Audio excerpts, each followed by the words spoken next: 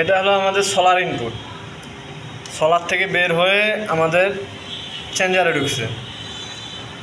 এটা solar input, এই দুটা আমাদের সোলার ইনপুট, ফেজ এবং নিউট্রাল, নেগেটিভ এবং পজিটিভ দুইটা আমাদের সোলার থেকে আসছে।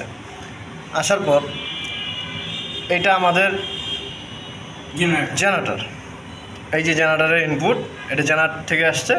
আর এই যে নিউট্রালটা, এটা আমরা কারেন্টের নিউট্রালটাকে এখানে ইনপুটে দিছি আর কি, যেটা কারেন্ট থেকে আমাদের নিউট্রাল আসছে নিচ থেকে, সেই নিউট্রালটাকে আমরা এখানে ব্যবহার করছি। কারণ জেনারেটরের তো নিউট্রাল হয় না, জেনারেটরের ফেজ নিউট্রালটা আমরা কারেন্টের নিউট্রালটাকে ব্যবহার করছি। এই নিউট্রালটা হলো এটা। আর এই যে আউটপুটের যে আমাদের কানেকশনটা, সেটা হলো এই যে এটা হলো জেনারেটরের এই যে নিউট্রাল এবং এই যে ফেজ জেনারেটরের, এইটা আসে এই যে এখানে শর্ট হয়ে গেছে, এটা হলো আমাদের সোলারের আউটপুট।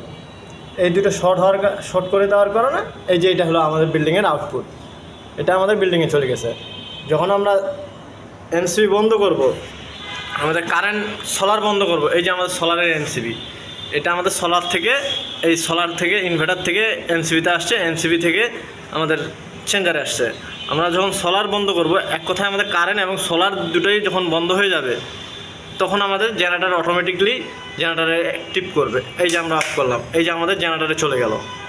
আবার যখন আমরা কারেন্ট বা জেনারেটর, আমাদের সোলার যখন ব্যাকআপ ফুল হয়ে যাবে, আবার যখন আমাদের চার্জ ঠিক থাকবে, কারেন্ট চলে আসবে, তখন অটোমেটিকলি এই যে আমাদের চেঞ্জ হয়ে যাবে রিলে।